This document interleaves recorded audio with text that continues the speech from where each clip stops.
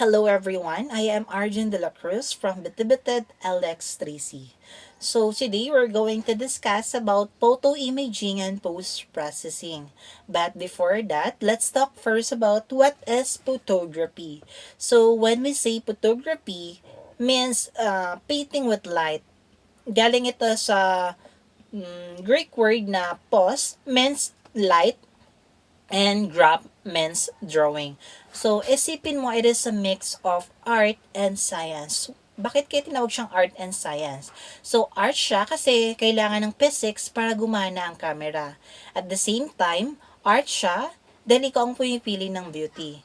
And not just about clicking a button, it is about how you see the world, how you feel, and how you record the stories that would otherwise be forgotten. So that is photography. And also, we're going to discuss about the world first photograph. So, alam mo ba, hindi agad naging HD ang mga picture. So, the very first picture or the very first camera photo was taken way back in 1826 in Joseph Nicephore, Nipsey. So, the subject was ang view mula sa bintana niya sa France or the view from the window at Legras. So, the process was, tinawag niya itong heliography.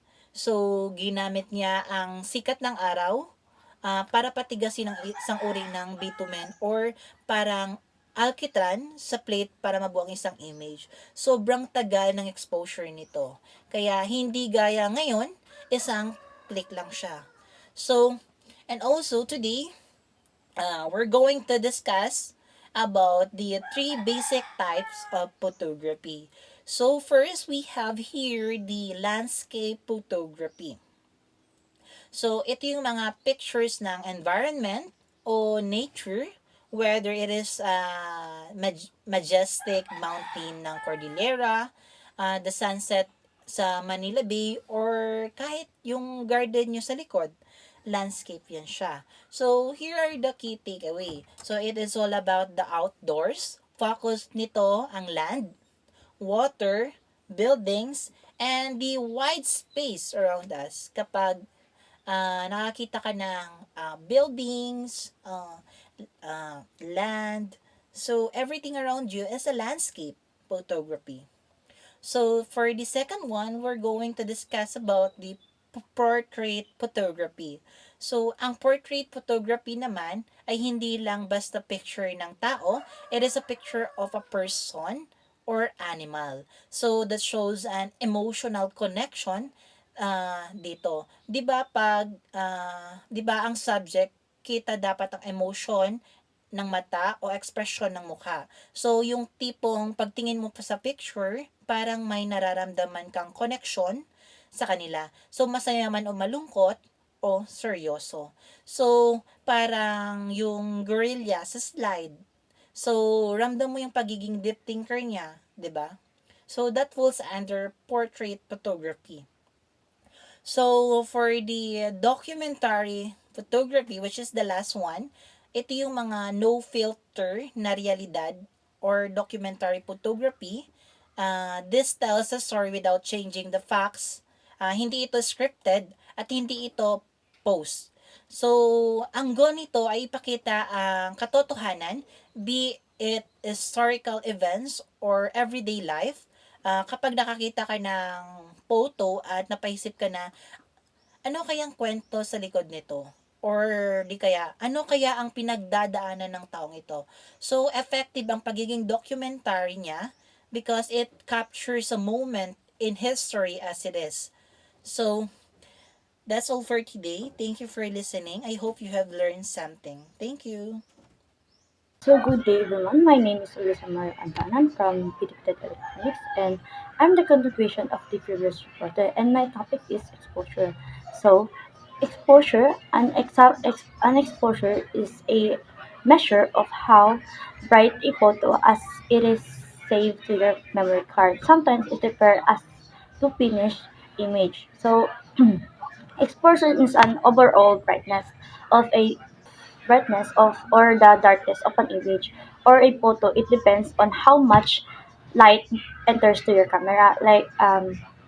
Because your camera can automatically detect the light's exposure or how the camera suggests or adjusts the brightness. Um, the proper exposure makes the image clear and balanced, while too much of a light can affect the photo quality. Like for example of this photo, it has too much bright. That's why the quality of a photo it's so much brightness and it's clear.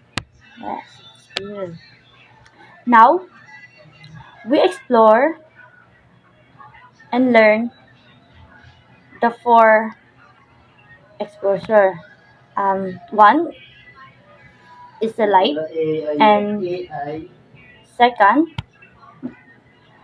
shutter speed, and third, aperture, and fourth is 150. But first, let us discuss the exposed versus the underexposed. So underexposed image are too dark with lost shadow detail, while the overexposed image are too bright with blown out highlights. The underexposed photos are too dark, less bright, because your camera or the camera can't detect any lights or it can highlights the photos or you're taking it. Um, and it's like it's not enough light enter to your camera. That's why it's dark. Like for example of this photo I captured, it is not enough bright. That's why it cannot capture full clearly the photo that I want to capture. Like this one, the not enough brightness. That's why. So let's continue.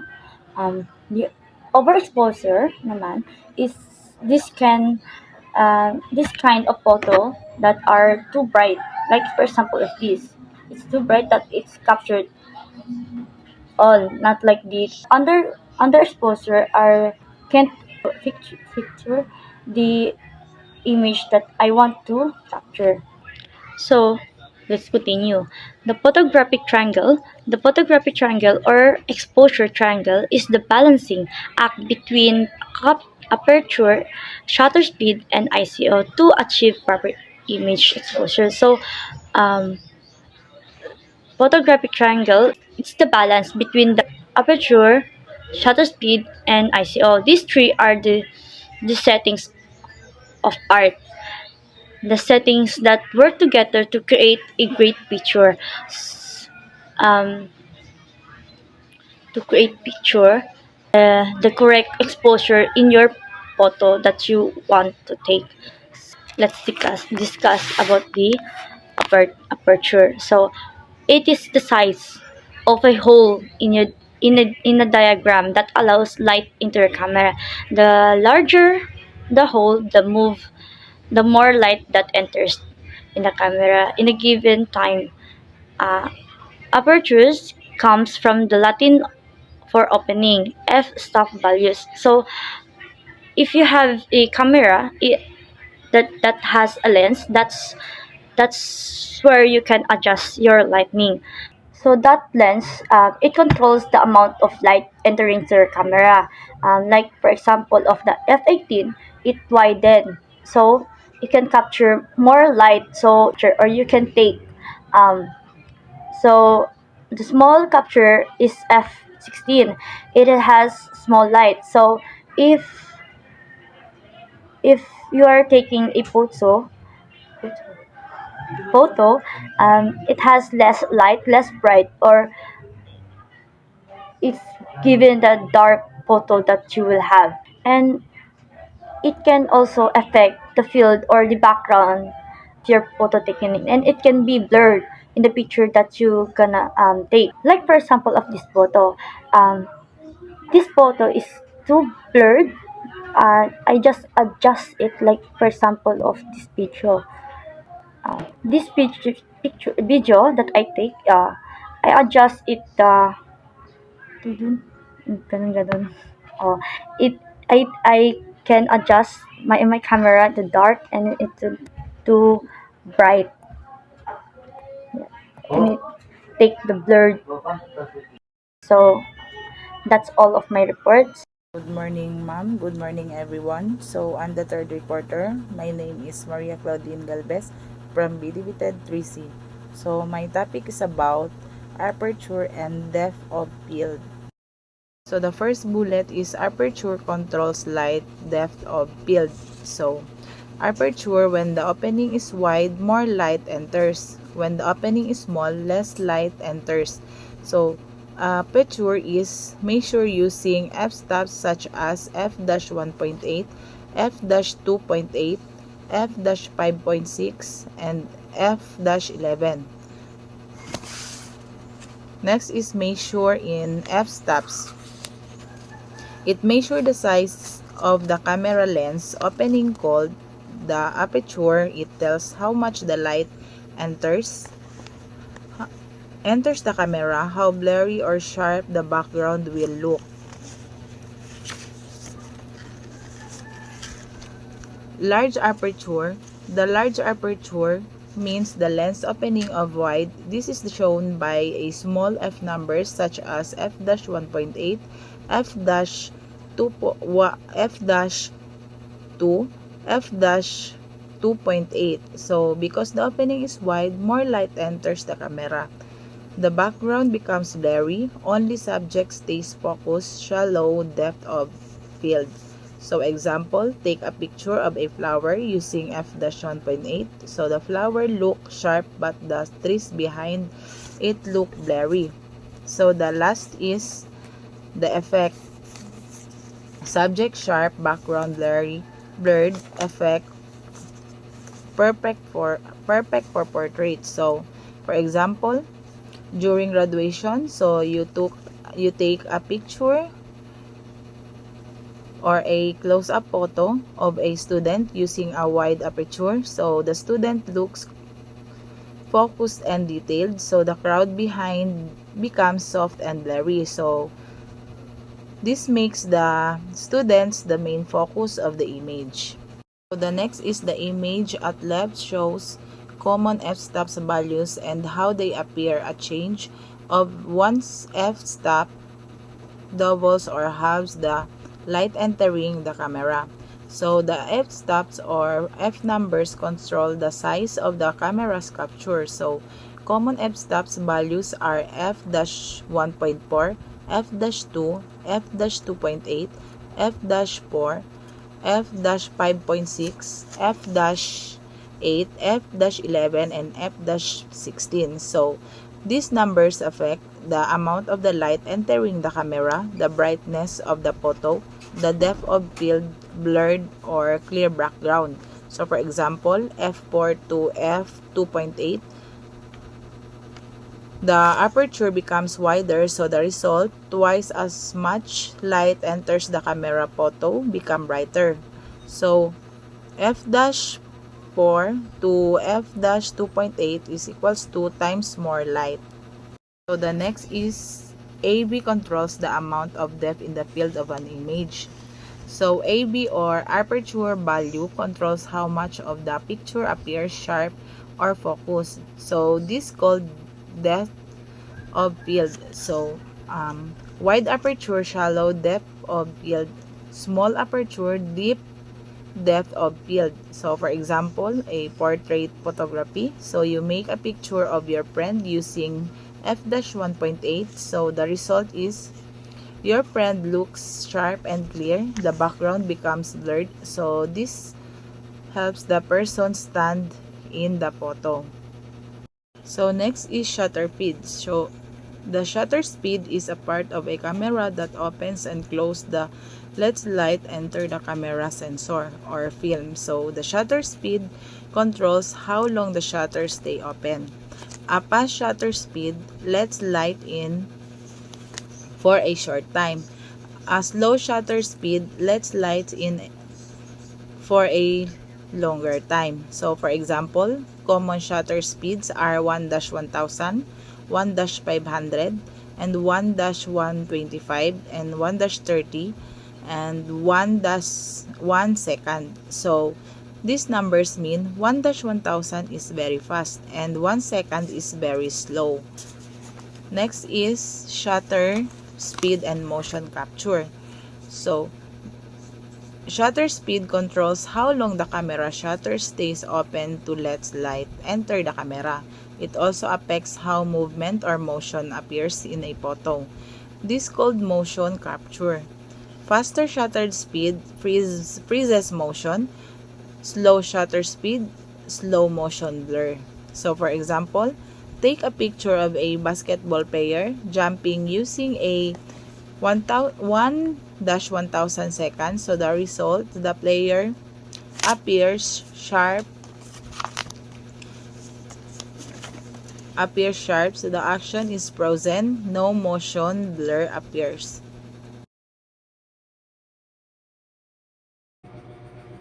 So, good day everyone. I am Mario Bitoong and I am the fourth presenter for this group. So, my assigned topic is all about the film speed or ISO. So, when we talk about film speed or ISO, it is the measure of the sensitivity of the film sensor in a camera. It measured in values using ISO numbers. ISO simply stands for International Organization of Standardization. So when I talk about film or film speed or ISO, no, it is the camera setting that controls how sensitive the camera is to light. In simple terms, no, in simple terms, ISO helps make your photo brighter or darker depending on the lighting condition. So a low ISO, no, kapag sinasabi nating ISO, it is the International Organization of Standardization. So a low ISO like 100 or 200 is best for bright places such as outdoors or sunny days because it produces clear and sharp images with less grain or noise. So a high ISO naman like 1600 to 1600, 3200 or higher is used in dark places or at night because it makes the camera more sensitive to light, no? More sensitive to light, making the photo brighter, but it can also create grainy or noisy images, no? So for example, use ISO 100 when taking pictures at the beach during daytime, and ISO 400 to 800 naman kapag inside the classroom. And ISO 1600 or above naman during concerts or at night events, no? Simply remember, kapag bright place or bright place, ISO 1, low ISO. Kapag dark place, high ISO. So now, let's proceed to another slide. The stops and the lighting. So first is the stops. The amount of light that strikes the heme or chip is measured in stop and is also known as exposure value. A difference of one stop is a doubling or halving of the fight making the image. So when I talk about stops class, no, a stop is the measurement of how much light enters the camera. It also called exposure value. When you increase by one stop, the amount of light is doubled, making the photo brighter, while decreasing by one stop cuts the light in half. So, making the photo darker stops are used to adjust aperture, shutter speed, and ISO to control the brightness of an image. So, for example, no, changing shutter speed from 1 to over 250 to 1 over 125 adds one stop of light, so the image becomes higher. So let's proceed to the second, which is the lighting. So light is the essential ingredient of photos, one of the skills that separates photography first from snuff shooters as the ability to solve lighting problems. So sa lighting naman, no, it is the most important part of photography, of course, because without light there is no photo. Good photographers know how to use light properly to create clear and attractive images. There are two important factors in lighting: direction and color direction. So it refers to where the light is coming from such as front. Light for clear portraits. Colors refers the warmth or coolness of light, such as warm yellow light during sunset and cool blue light on cloudy days. So for example, taking portrait during photos at noon creates brighter and stronger light. So now let's proceed to another slide, which is the lighting direction. The light comes from can make the image seem flat or three-dimensional. Front lighting is easy to photograph, but images are generally flat. Top lighting, such as from the sun overhead, also makes image flat and shadows are short and dark. So sa lighting direction, when we talk about lighting directions, it refers to where the light is coming from when taking a photo, or it is important because it affects how the subject looks in the image. Front lighting comes from the front, making the photo brighter and clear, but usually flat because of fewer shadows. For example, taking a photo while facing sunlight. Top lighting comes from above, like sunlight at noon, creating dark shadows under the face or objects. So now let's proceed to the another slide, which is the lighting color. The color of lights is measured by temperature and Kelvin or K. Natural light changes through the day, and humans respond psychology to different colors. Therefore, the color of a photo will affect emotional responses. So when we talk about light color, it refers to the color tone of light that affects the mood of a photo. Light is measured in Kelvin to determine if it looks warm or cool. So warm light has yellow, orange, or red tones, red tones that creates a cozy and happy feelings, like photos during sunrise or sunset. So cool light naman, cool light has blue tones that create a calm or serious mood. So another slide is which is the last slide, the lighting color rin. So when taking a photo with digital camera, while balance setting of a camera will affect the color cast of the image, balancing the lighting of the subject. So sa dito naman sa lighting color, it helps the camera adjust colors so photos looks natural under different lighting conditions. Cameras have settings like tungsten, sunny, cloudy, flash, and auto for different types of light. So for example, using tungsten indoors under yellow bulbs reduces orange tones and makes the photo look more natural. So that's all for my part. I hope you understand my discussion. Thank you. So, good day everyone. So, I am Maria Cassandra F. Camins from BTV-TED CCT Tracy.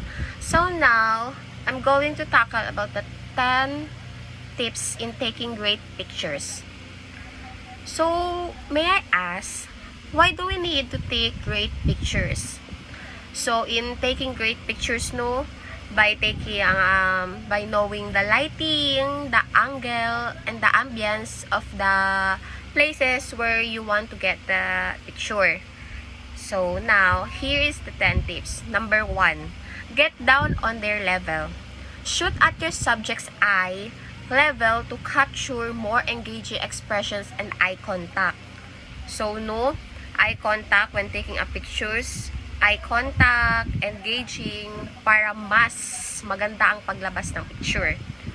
And then number 2, use a plain background. Why So scan behind your subject before shooting.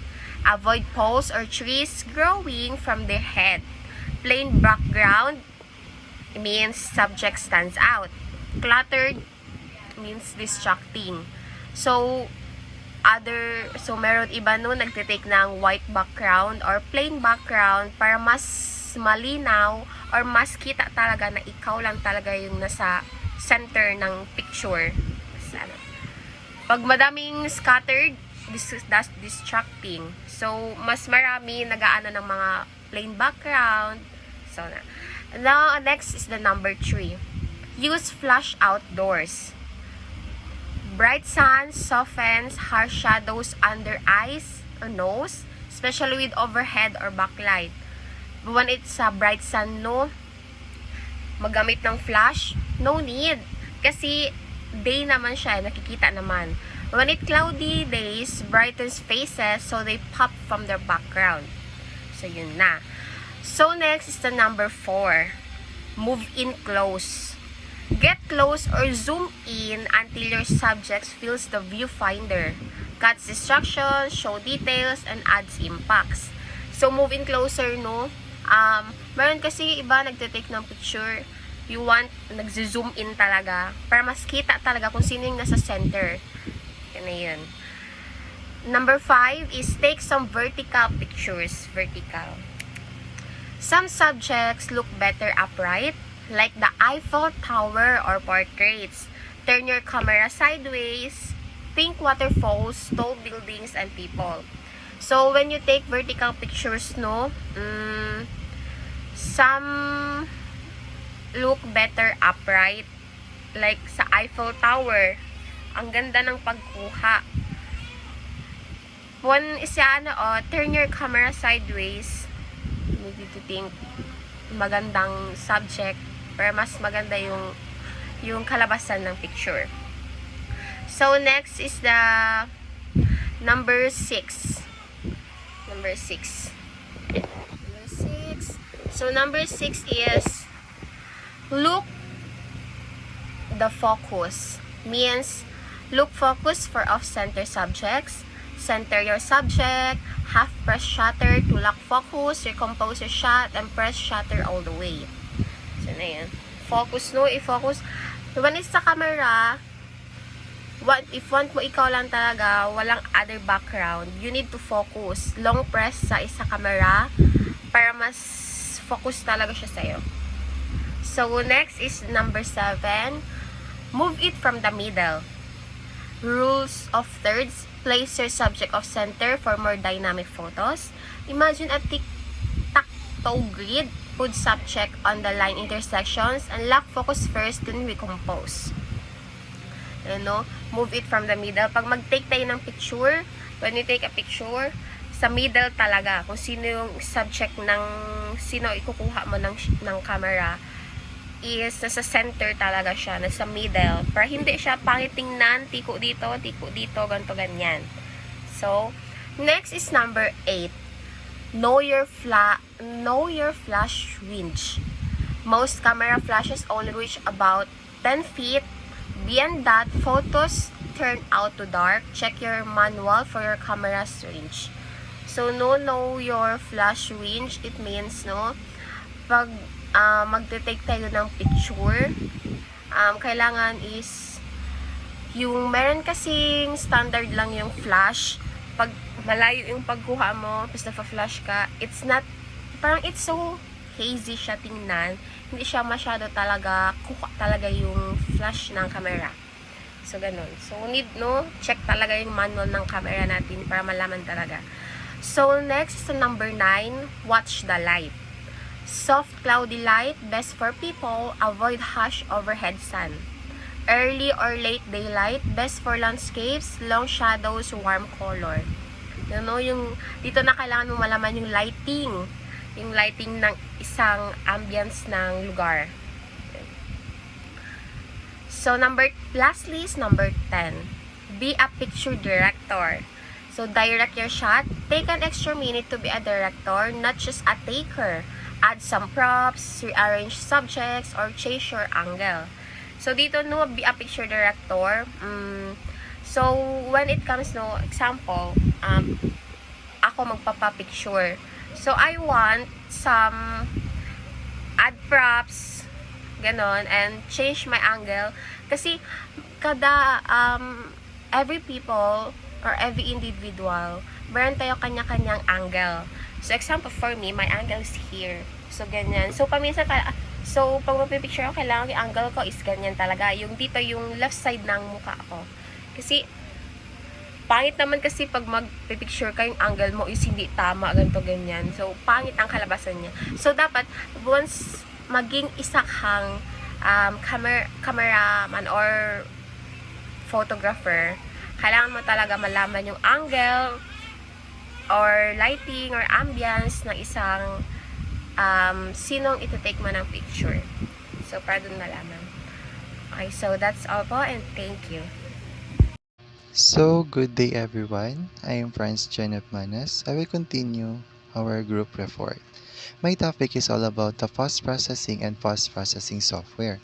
So, post-processing software, editing your photo after you take it to enhance it. Better data in camera, better results. So, post-processing is editing a photo after training, taking it to improve its quality and appearance. Better image data from the camera gives better editing result. So RAW versus JPEG.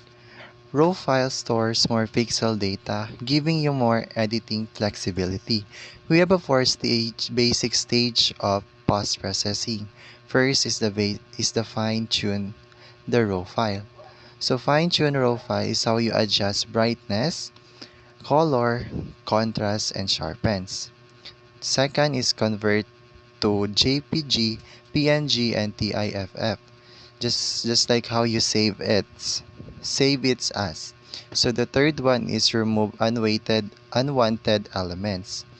Just like how you erase blemishes or distractions in the photo. So the fourth one is the combine photos for creative or special effects.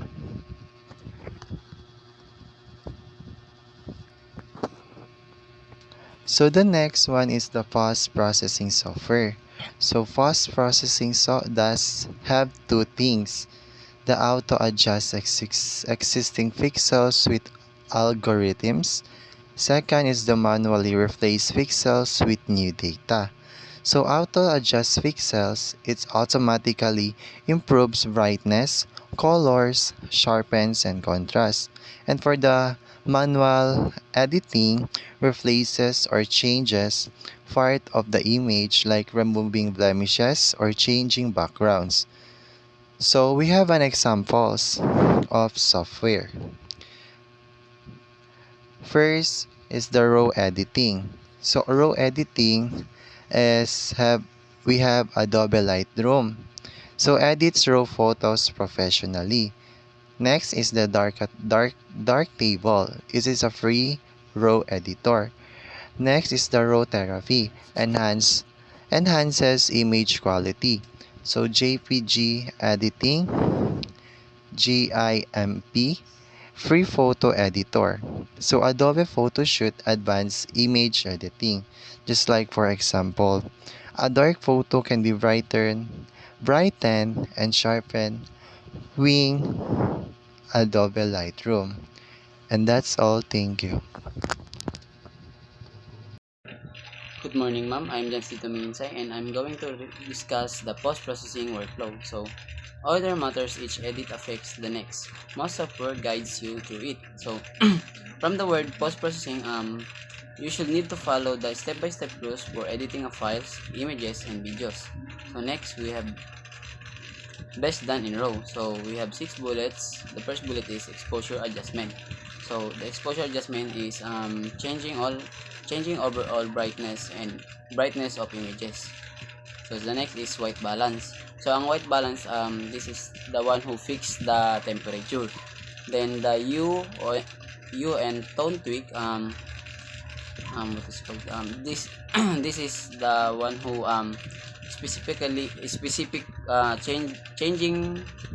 changing specific colors and overall contrast. So next is highlight or shadow recovery.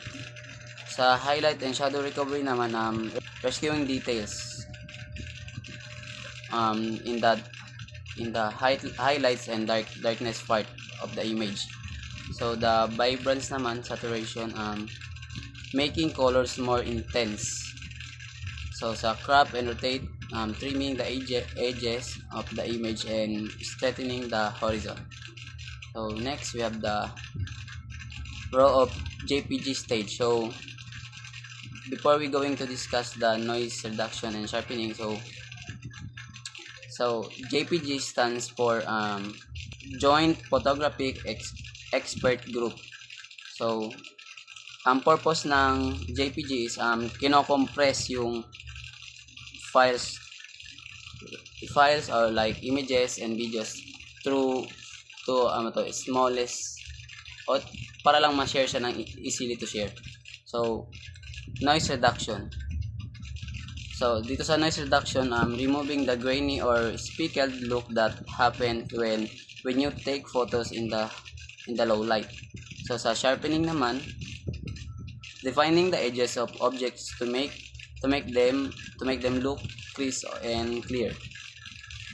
So next is the best after JPG conversion. So we have red eye removal, clone out unwanted object, add frames, composite with other images. So sa red eye, fixing the glowing red glow in a person's pupils caused by a common flash. Example dito is pag magpipicture ka sa gabi or party. So after mo ma-capture yun, meron talaga yung ibang color yung mata mo, lalo na sa pusa. So sa red eye removal, siya yung gumagawa or siya yung best way para matanggal yung ganong effect. So clone out unwanted object. So copying one part of an image and pasting it over something you want to hide. So sa next is add frame. So adding a decorative border around the edge of the photos. Next, the composite with other image. So combining parts of two or more different photos into one single image. Para siyang collage. So raw gives better result, but many step works in JPG 2. So diyan sa last part is ang raw talaga ang nagbibigay ng magagandang result, like clear images. Pero kung gusto mo talaga mag-add ng marami pang effects, frame ganyan, so JPG talaga yung marami pang mas magagawa. So that's all, ma'am. Thank you.